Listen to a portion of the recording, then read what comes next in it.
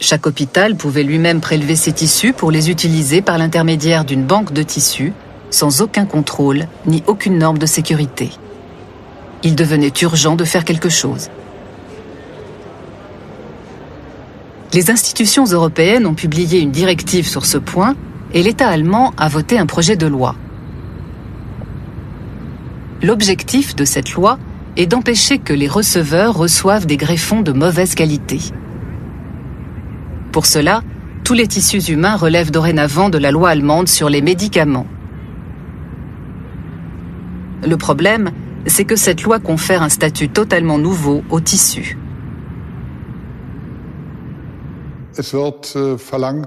Comme pour les médicaments finis, il faut obtenir une autorisation de fabrication. Les produits pharmaceutiques sont composés de plusieurs substances dont on ne connaît pas toujours les effets et les effets secondaires. Il faut donc les fabriquer en respectant certaines règles, puis autoriser leur mise sur le marché une fois que leur innocuité est avérée. Je trouve parfaitement absurde qu'on applique ces deux conditions aux tissus humains. Ce n'est pas ce que la directive européenne demandait, mais c'est ainsi que l'Allemagne a rédigé sa loi. On doit donc manipuler tous les tissus humains comme s'ils étaient des médicaments. À la banque de valves cardiaques de Bad Eönhausen, en Rhénanie du Nord-Westphalie, cela fait déjà 2 ans qu'on travaille sous ces strictes conditions. Pour le moment, c'est la seule banque ayant reçu l'autorisation de fabrication en Allemagne. Ici, le cœur est donc considéré comme un médicament. Hermann Josef Knobel, technicien en cardiologie, vient tout juste d'effectuer un prélèvement. Ce cœur arrive tout droit du bloc. Il a été prélevé sur un patient à qui on a greffé un nouveau cœur, et celui-ci est son ancien cœur. Il est conservé dans une solution nutritive et dans de la glace. Pour son transport entre la salle d'opération et notre laboratoire stérile, le cœur est placé dans une boîte spéciale. La banque de Bad Eönhausen a su anticiper l'avenir quand elle a investi dans ces installations maintenant obligatoires.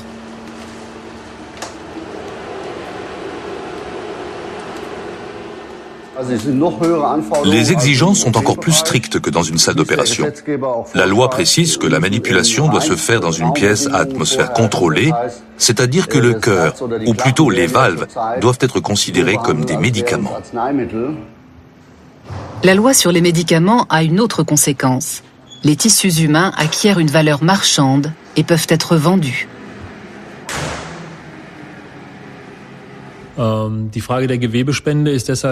La question du don de tissus est très problématique, parce que dans toute l'Europe, le don d'organes doit être gratuit. Il est interdit de les vendre. Et il n'y a aucune volonté de changer cette situation. Mais je pense que c'est une précaution inutile, parce qu'en Europe de l'Ouest, il n'existe pas d'utilisation abusive du don ou de la greffe d'organes. Mais si on commence à légiférer dans l'intérêt du patient et que l'utilisation des tissus humains est soumise aux mêmes exigences que pour les médicaments, on suppose du même coup qu'en manipulant ces tissus, on les transforme en médicaments et on leur donne une valeur marchande. C'est quand même aller très loin dans cette voie, parce que ça veut dire qu'en réalité, on considère que les tissus humains sont un médicament et peuvent donc être commercialisés. Certaines personnes vous diront que c'est une bonne chose. Puisqu'on peut tout vendre, pourquoi est-ce qu'on ne pourrait pas vendre ses organes? Un professeur a déclaré récemment que quand il fait une expertise, il vend son intelligence. Si on peut vendre son intelligence, pourquoi est-ce qu'on ne pourrait pas vendre ses organes? Mais évidemment, la vente d'organes ou de tissus, ainsi que leur transplantation, comporte certains dangers.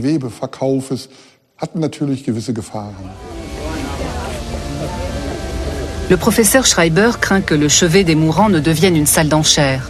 Face au coordinateur de la DSO qui demande des dons volontaires et gratuits, il y a les représentants des banques de tissus qui peuvent offrir de l'argent en échange de cellules hépatiques et de valves cardiaques. Le professeur Schreiber et l'Ordre fédéral des médecins allemands veulent éviter que différents organismes marchandent avec les proches d'une personne mourante. Il faudrait qu'il n'y ait qu'un seul et unique interlocuteur. Mais une chose est sûre, la voie vers la commercialisation légale d'organes est maintenant ouverte. Pour la première fois, vous avez légalement le droit de faire des bénéfices grâce à une banque de tissus humains. Vous n'avez pas à vous en cacher. C'était déjà plus ou moins le cas jusqu'à présent, mais c'est la première fois que les choses sont aussi explicites.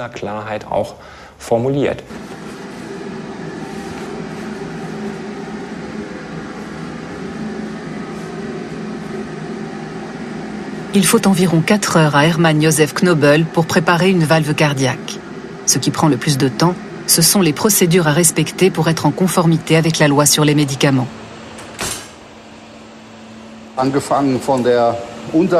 Ça va des sous-vêtements à la combinaison stérile, en passant par la double protection de la tête et au masque respiratoire spécial. En fait, c'est toute une préparation avant de commencer le véritable travail. La quantité de particules en suspension dans le laboratoire stérile est constamment sous surveillance. Pour ne pas les remuer inutilement, tout se déroule au ralenti. Après tout, les valves obtenues doivent être irréprochables et munies de tous les certificats nécessaires. Cela augmente leur valeur. Pour le moment, la Banque de valves cardiaques est encore reconnue comme une organisation d'utilité publique.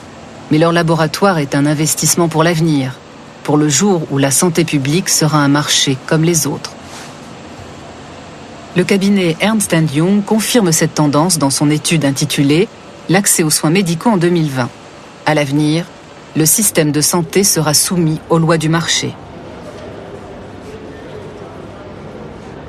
Tandis que nous entrons dans l'ère d'une médecine visant la rentabilité, les vieux idéaux semblent de plus en plus lointains. On voit déjà aujourd'hui des groupes de santé privés qui sont cotés en bourse.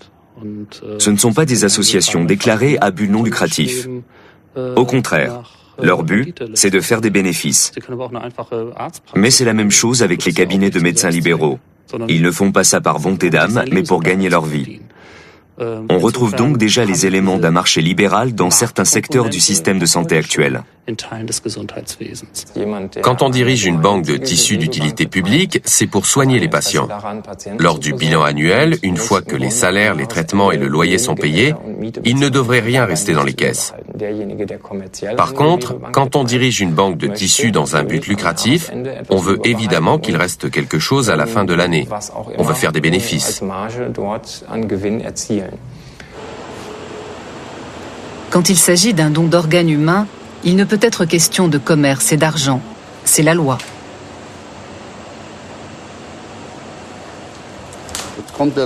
Je vais changer une dernière fois de gant avant de pouvoir sortir le cœur du sachet stérile interne. Pour l'instant, c'est encore un cœur prélevé sur un donneur qu'on ne peut donc pas vendre.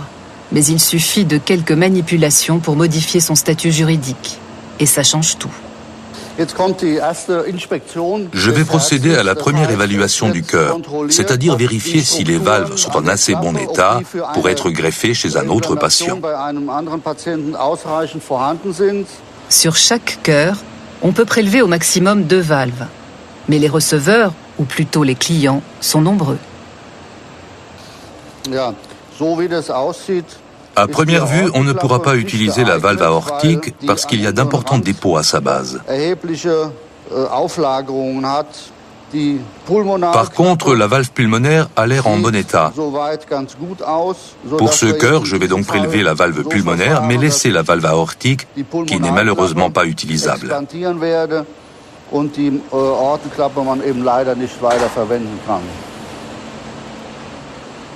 En quelques coups de scalpel, le cœur passe du statut d'organe gratuit à celui de médicament commercialisable.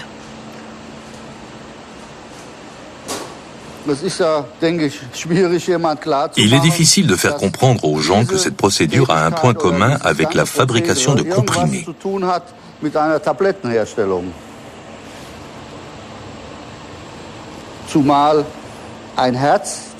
Quand on transplante un cœur, par exemple, on est aussi obligé de le découper. Mais ça ne viendrait à l'idée de personne de dire que c'est un médicament.